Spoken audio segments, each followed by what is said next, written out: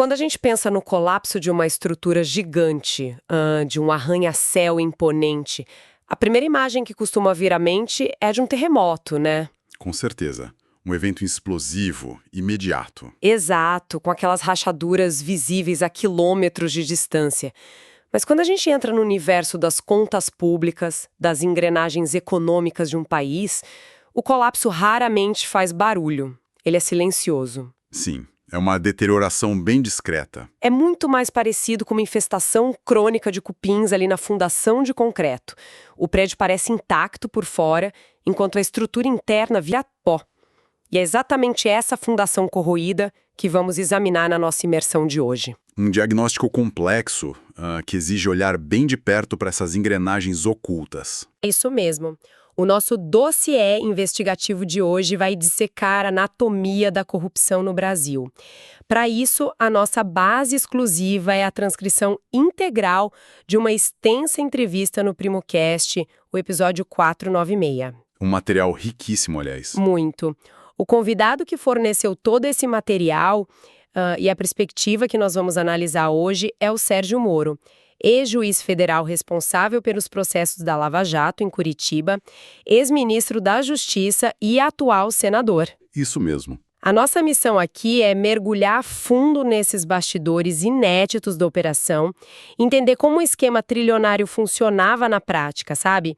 E, claro, analisar o complexo e turbulento cenário político que veio depois. E antes de darmos o primeiro passo na cronologia dos fatos, nós precisamos estabelecer uma premissa inegociável para quem nos escuta. Claro, o aviso de sempre. Exatamente. O material que serve de fonte primária para este dossiê contém opiniões políticas altamente polarizadas. O convidado faz críticas nominais e bem contundentes a instituições basilares como o Supremo Tribunal Federal e a figuras públicas de diversos espectros ideológicos, tanto da esquerda quanto da direita. É importante reforçar isso. Sim, a nossa função nesta análise aprofundada não é endossar, julgar ou tomar partido de absolutamente nenhuma das falas.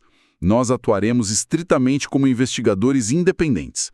O nosso trabalho é relatar e dissecar a lógica dos argumentos com fidelidade extrema, exatamente como foram apresentados no material original. Isso tem que ficar cristalino para os nossos ouvintes.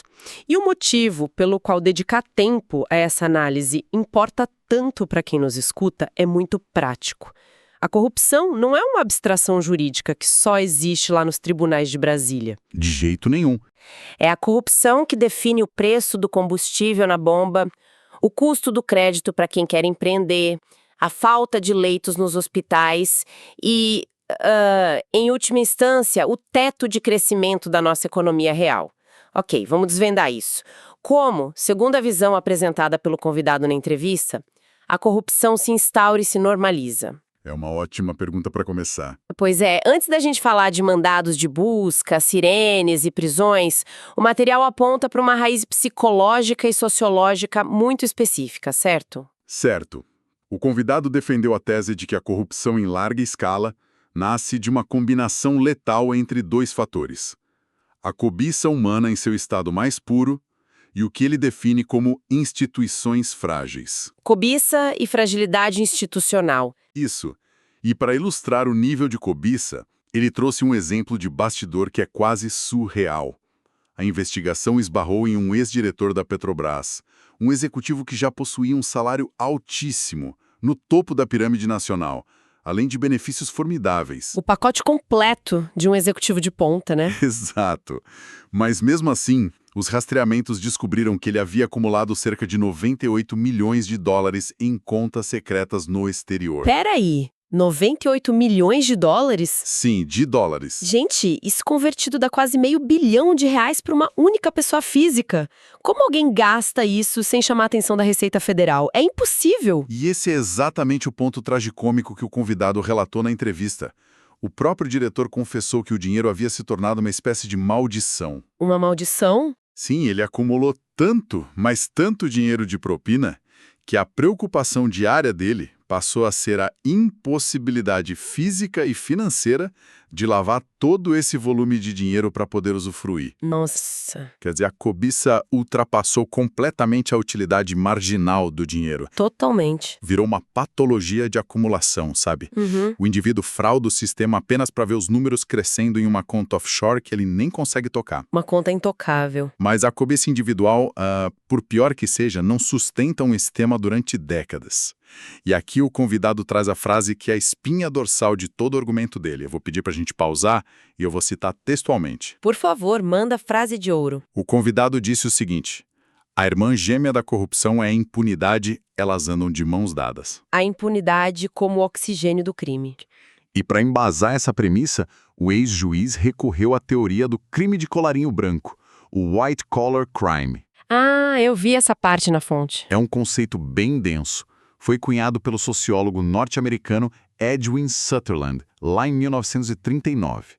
O Sutherland formulou o que ele chamou de teoria da associação diferencial. E o que essa teoria diz na prática? Ela diz que o crime corporativo ou político não é um desvio de caráter inato.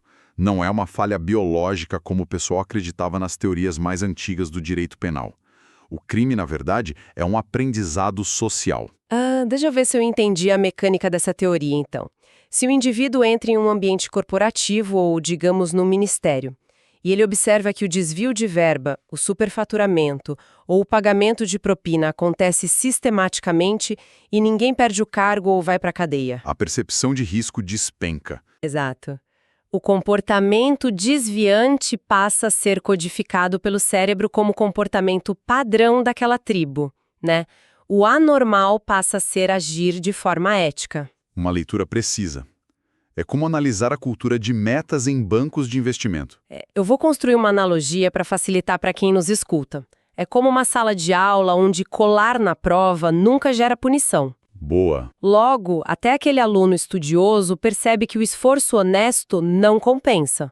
Ele vê todo mundo passando de ano fraudando o sistema e passa a colar também. O próprio ambiente exige a corrupção como métrica de sobrevivência. Perfeito. O Sutherland provou que o ambiente dita a regra e o convidado usou essa exata lente para diagnosticar o estado das instituições brasileiras. Entendi. Tendo essa base sociológica em mente, o apresentador do vídeo original levantou um questionamento crucial. Como uma operação que revelou um esquema trilionário conseguiu surgir do absoluto zero? É a velha pergunta de como se encontra a ponta de um novelo tão emaranhado, né? Ninguém acorda com um mapa detalhado e ligando as empreiteiras aos políticos. O que a cronologia do material nos diz sobre esse marco zero? O convidado foi super minucioso nessa reconstituição. Ele explicou que a Lava Jato não começou como uma grande cruzada institucional contra a corrupção política. A origem, lá em 17 de março de 2014, foi quase provinciana. Provinciana em que sentido? A operação inicial investigava apenas 4 doleiros. Aqueles profissionais que operam no mercado paralelo de câmbio para lavar dinheiro, certo? Esses mesmos. O foco era pequeno, mas o gatilho, o fio da meada que conectou esses doleiros à maior estatal do país, foi um único veículo. Um carro. Um carro importado que um desses doleiros deu como uma espécie de comissão, um agrado, para o Paulo Roberto Costa, que era diretor da Petrobras. Então, um simples recibo de um carro cruzou o radar das autoridades e abriu a porta do cofre. Exato. Foi a ponta do novelo. E a partir daí, entra em cena aquela famosa máxima investigativa que o convidado fez questão de citar, né? O famoso follow the money, siga o dinheiro. Mas a gente sabe que rastrear dinheiro no alto escalão não é pedir um extrato no caixa eletrônico. Não, a engenharia financeira é brutal.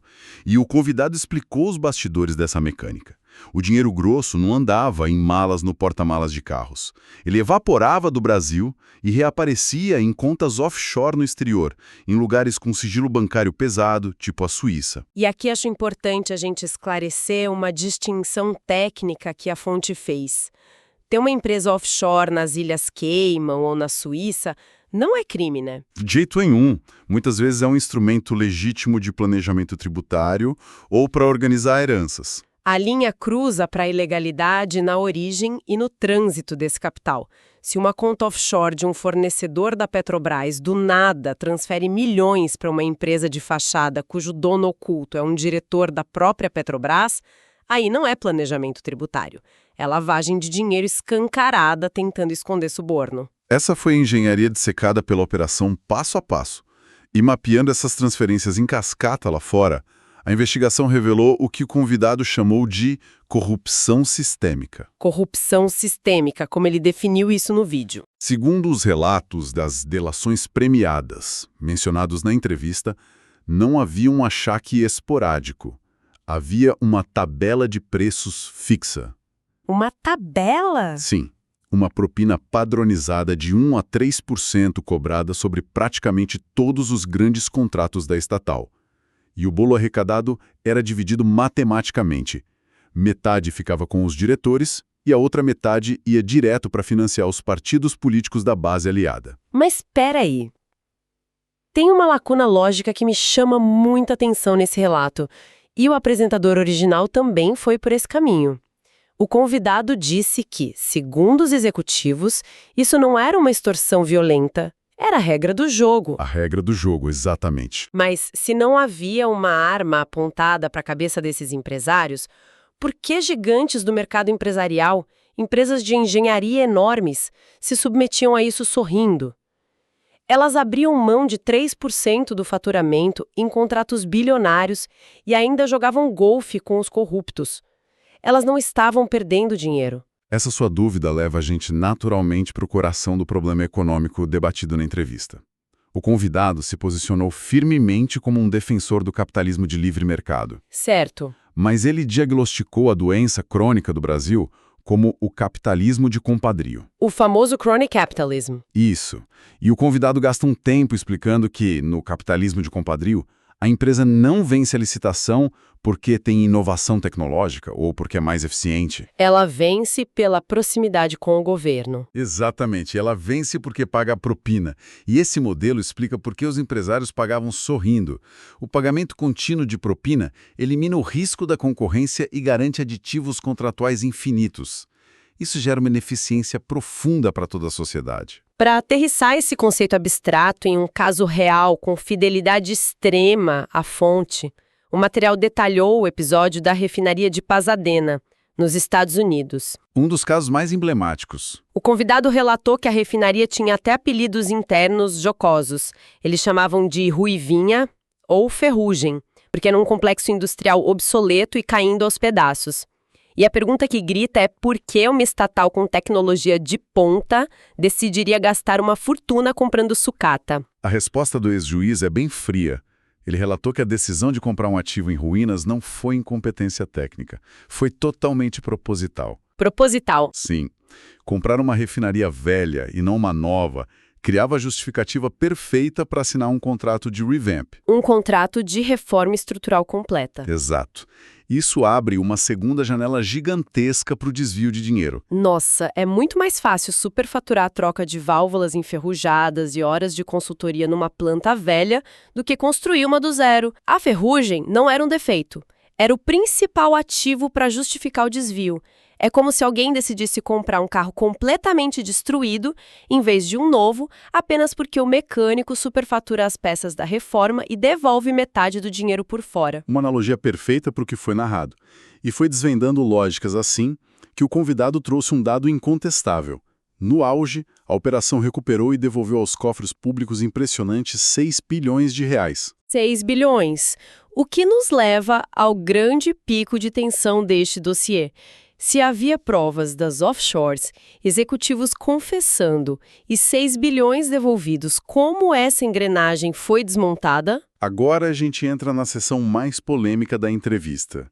Reiterando nosso aviso inicial, nós vamos relatar as falas com fidelidade extrema sem suavizar as palavras do convidado. Certo. O que ele disse sobre o desmonte? Ele argumentou que o desmonte da Lava Jato foi puramente político, mas com o verniz de tecnicismo. Ele criticou duramente o Supremo Tribunal Federal, o STF. Qual foi o argumento técnico que o STF usou e que ele contesta? O STF mudou o seu próprio entendimento sobre competência territorial anos depois do início dos processos. Eles decidiram que a jurisdição não deveria ser de Curitiba, mas de Brasília ou tribunais eleitorais. Para quem não é da área do direito, competência não julga o mérito do crime, né? Só diz qual é a mesa do juiz correto. E ao mudar isso lá na frente, o tribunal basicamente anulou as sentenças para começar tudo do zero. Exato. E o convidado vê isso como pretexto para gerar prescrição. Ele destacou o caso da contabilidade paralela do Odebrecht, que estava num HD que veio da Suíça. O que aconteceu com esse HD? O convidado criticou nominalmente o ministro Dias Toffoli por invalidar essa prova. A anulação alegou que o HD foi transportado em um saco de supermercado. Um saco de supermercado. Sim, um problema na cadeia de custódia. A crítica do Moro foi que invalidaram a prova mesmo sem haver nenhuma perícia indicando fraude ou alteração nos arquivos digitais. A discussão saiu da integridade dos dados e foi para a logística física. E sobre o caso Lula? O apresentador original tocou nesse ponto da condenação do atual presidente. Sim. As falas foram contundentes. Moro disse que não foi nada pessoal e que, nas palavras dele, condenaria de novo. Ele frisou que a decisão foi embasada em provas, confirmada por vários juízes em instâncias superiores, e que o saque estatal aconteceu durante o governo dele. Mas o apresentador atuou como provocador ali, né? Ele perguntou se o processo não foi parcial devido às famosas conversas vazadas com os promotores. Como o convidado defendeu a tal da Vaza Jato? Ele defendeu que as conversas pelo Telegram eram comuns na prática forense. Mais importante, ele bateu na tecla de que foram obtidas de forma ilícita, hackeadas, e que não continham nenhuma evidência de provas forjadas ou de condenação de inocentes. Uma batalha de narrativas pesada. E qual a consequência prática disso hoje? Qual é o custo humano de enviar o recado de que o crime compensa? Porque a corrupção atinge os mais vulneráveis. É aí que o dossiê bate mais forte. O convidado detalhou um caso recentíssimo envolvendo o INSS.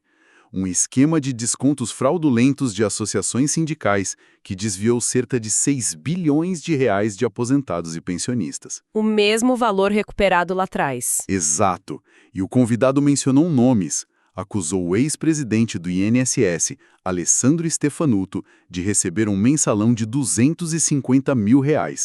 Ele também mencionou uma blindagem no Congresso e citou suspeitas investigadas contra o filho do atual presidente da República. E aqui eu preciso pedir destaque para a frase mais forte da entrevista sobre impacto social. O convidado disse: eles estão roubando o aposentado, o pensionista, o órfão, a viúva, o inválido. Explorar a vulnerabilidade deles, isso é o auge da corrupção. E visceral. E vale pontuar que o setor privado também não escapou. O convidado citou o rombo contábil de 40 bilhões de reais nas lojas americanas, reforçando que programas de compliance de fachada, como o da Odebrecht no passado, não servem de nada se a alta cúpula frauda o sistema. Bom, fazendo a nossa grande síntese final, então. Nós observamos, através das lentes do convidado, como a cobiça encontra impunidade, gerando um sistema que estufa o custo de vida e sabota a economia. Sim, nós dissecamos o auge e a queda da Lava Jato na perspectiva de um de seus protagonistas. E, claro, o custo humano atual dessa impunidade toda. E, para fechar, eu quero levantar um raciocínio inédito. Uma provocação construída em cima do material para quem nos escuta refletir. Vamos lá. O convidado celebrou a recuperação de 6 bilhões e explicou que a lei manda confiscar o produto do crime. Ele também usou uma expressão dizendo que o dinheiro do crime tem coração de coelho e patas de lebre. Ele se assusta fácil e corre rápido para as offshores. Isso. Então a provocação é a seguinte: se o dinheiro roubado corre tão rápido, se escondendo em paraísos fiscais e laranjas, qual é o incentivo real para ser honesto nas altas esferas? Se a punição e o confisco do Estado raramente alcançam a velocidade ou o volume total do que foi desviado, será que para os corruptos o risco já está calculado apenas como um custo operacional altamente lucrativo? Uma conta matemática onde o crime, patrocinado pela impunidade, ainda tem um retorno sobre o investimento imbatível. Fica a reflexão para os nossos ouvintes. Com certeza, fica essa reflexão super dura, mas necessária. Pessoal, foi uma imersão muito densa e eu agradeço demais a atenção de todo mundo que acompanhou a gente em mais um estudo fascinante das fontes. Nós continuamos aqui, sempre buscando clareza, até a nossa próxima análise aprofundada.